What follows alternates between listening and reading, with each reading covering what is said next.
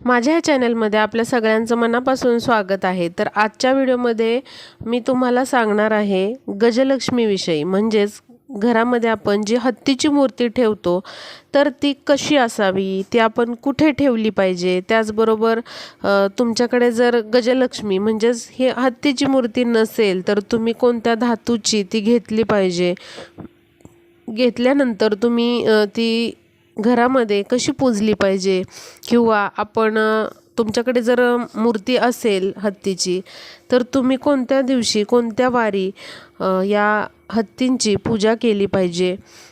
त्याचबरोबर ही गजलक्ष्मी घरात का ठेवायची असते, त्याचा परिणाम काय असतो, किंवा मग त्याचा फरक काय पडतो, हे मी सगळं सांगणार आहे व्हिडिओमध्ये। तर बघा, अशा प्रकारे ही गजलक्ष्मी मिळते किंवा हत्तीची मूर्ती मिळते। तर ही मूर्ती तुम्ही चांदीची घेऊ शकता, पितळेची घेऊ शकता, किंवा मग मार्बलची घेऊ शकता। मग त्याच्यावरती असं सोनेरी कलरिंग असू शकतं आणि छान अशी या हत्तींला डिझाईन असते। बघा, तुम्ही वरून बघत असाल, छान अशी नाजूकसर अशी डिझाईन या हत्तींना असते।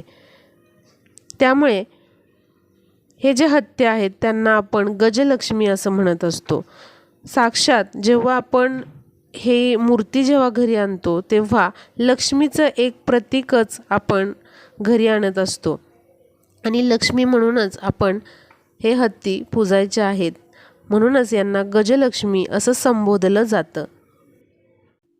तुम्ही बऱ्याच ठिकाणी पाहिलं असेल की मोठमोठ्या हॉटेलच्या बाहेर किंवा अगदी बंगल्यांच्या बाहेर, काही जणांच्या घरांच्या बाहेर देखील असे दोन हत्ती दाराच्या समोर ठेवलेले असतात। हत्ती का ठेवतात, तर कोणाची आपल्या घराला किंवा आपल्या व्यवसायाला नजर लागू नये म्हणून हे हत्ती घराच्या समोर किंवा दाराच्या समोर दोन्ही बाजूला ठेवले जातात। त्याशिवाय हत्ती हे लक्ष्मीचं प्रतीक मानलं जातं, भरभराटीचं प्रतीक मानलं जातं। त्याशिवाय सधनता आणि मांगल्याचं प्रतीक देखील हत्ती म्हणजे मानलं जातं।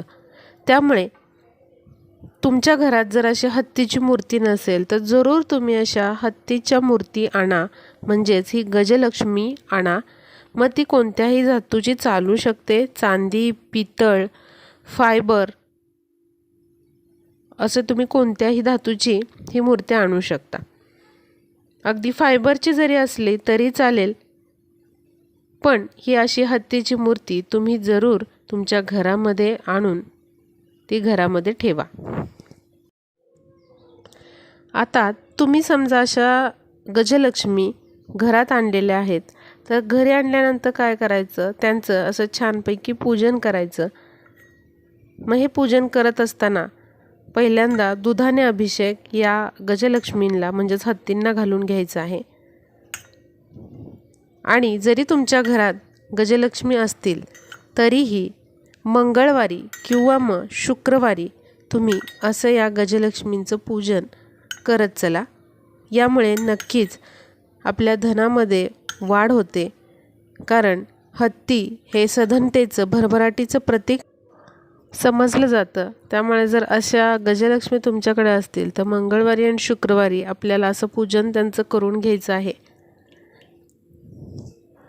दुधाने अभिषेक घातल्यानंतर आपल्याला पाण्याने अभिषेक घालायचा आहे आणि महालक्ष्मी मातेचा आपल्याला जप करायचा आहे। त्यानंतर आपल्याला चंदन, हळद, कुंकू असं या हत्तींना लावून घ्यायचं आहे। हे हत्ती तुम्ही तुमच्या देवघरामध्ये ठेवू शकता, किंवा मग काही जण शोपीस म्हणून हॉलमध्ये देखील ठेवतात। आता थोड्या अक्षता आपल्याला वाहून घ्यायच्या आहेत हत्तींच्या मूर्तीवर, आणि आपल्याला न विसरता धने या हत्तींना अर्पण करायचे आहेत, कारण धने हे धनाचं प्रतीक असतं। त्यामुळे आपल्याला हत्तींना असे धने अर्पण करायचे। त्यानंतर फुलं वाहून घ्यायची आहेत आणि धूप दीप ओवाळून आपल्याला अशा प्रकारे या गजलक्ष्मीची पूजा करून घ्यायची आहे।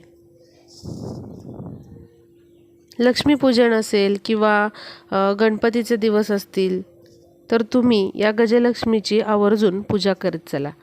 ते खूपच शुभ मानलं जातं. आर्थिक सधनता येण्यासाठी, आर्थिक भरभराटी येण्यासाठी, त्याचबरोबर जी वाईट दृष्टी असते किंवा वाईट नजर असते ती खेचून घेण्यासाठी अशी गजलक्ष्मी आपण नक्कीच घरामध्ये ठेवली पाहिजे. आता ही गजलक्ष्मी घेत असताना एका गोष्टीची काळजी घ्यायची आपल्याला. अशा प्रकारे सोंड वर केलेले हत्तीच आपल्याला आणायचे आहेत आणि हत्तीची नेहमी जोडीच आपल्याला आणायची आहे. म्हणजे विषम अंकामध्ये हे हत्ती आणायचं टाळा. सम अंकामध्ये हे हत्ती तुम्ही आणू शकता. मगाशी सांगितल्याप्रमाणे देवघरामध्ये तुम्ही हे हत्ती ठेवू शकता किंवा मग शोपीस म्हणून पण काही जण ठेवतात. जरी शोपीसमधून म्हणून तुम्ही असे हत्ती ठेवले तरी पण मंगळवारी किंवा शुक्रवारी किंवा एखाद्या शुभदिनी असा अभिषेक हत्तींना करत चला, त्यांची पूजा करत चला.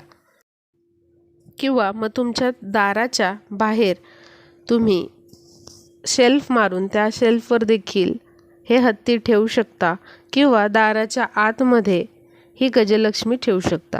कुठेही ही गजलक्ष्मी तुम्ही ठेवू शकता. शक्यतो तोंड हे पश्चिम किंवा पूर्व दिशेकडे असावं. काही घरामध्ये म्हणजे जागेअभाव प्रॉब्लेम असेल तर दक्षिण दिशा सोडून बाकी कोणत्याही दिशेला तुम्ही ही गजलक्ष्मी तोंड करून ठेवू शकता. महालक्ष्मीचं साक्षात गजलक्ष्मी हे रूप आहे. त्याच्यामुळे महालक्ष्मीच्या पूजेमध्ये तुम्ही असे हत्तींचे पूजन नक्की करू शकता किंवा इतर कोणत्याही पूजेमध्ये हत्तींचं पूजन केलेलं खूपच शुभ मानलं जातं. आता काही कारणास्तव तुम्हाला अशा गजलक्ष्मीची मूर्ती घेणं शक्य झालं नाही तर घरामध्ये असे हत्तीचे 2 फोटो तरी नक्की तुम्ही लावा किंवा घराच्या प्रवेशद्वाराबाहेर तरी लावा किंवा मग आतमध्ये लावलेत तरी चालेल. पण हत्तीचं असं चिन्ह किंवा असं चित्र, अशी मूर्ती घरात असणं खूपच शुभ मानलं जातं. त्यामुळे एखादं चित्र किंवा अशी मूर्ती जोडीमध्ये नक्की तुम्ही घरामध्ये लावा. हत्तीची मूर्ती घेत असताना नेहमी अशी सौम्य हास्य करणारी प्रसन्न मूर्ती घ्यावी किंवा चित्र घेत असताना सौम्य हास्य करणारी असे चित्र असावे. क्रूर हत्तीचे, चिडलेल्या हत्तीचे चित्र किंवा मूर्ती असू नये. तर अशा प्रकारे आर्थिक भरभराटीसाठी आणि घराला कोणत्याच प्रकारची नजरबाधा होऊ नये यासाठी अशी गजलक्ष्मी तुम्ही घरामध्ये नक्कीच स्थापन करा किंवा अशी हत्तीची मूर्ती नक्कीच घरामध्ये आणा. तर या काही गोष्टी तुम्हाला गजलक्ष्मीविषयी मला सांगायच्या होत्या. जेवढ्या मला माहीत आहेत तेवढ्या मी सांगितलेल्या आहेत. तर हा व्हिडिओ आवडला असेल तर जास्तीत जास्त शेअर करा, म्हणजे ज्या कोणत्या मैत्रिणींना ही माहिती माहीत नसेल त्यांना ही माहिती समजेल आणि हा व्हिडिओ युजफुल ठरेल. त्या मैत्रिणींना देखील ही माहिती माहीत होऊन त्यांच्या बऱ्याचशा प्रश्नांची उत्तरं त्यांना मिळतील. तर भेटूया पुढच्या व्हिडिओमध्ये.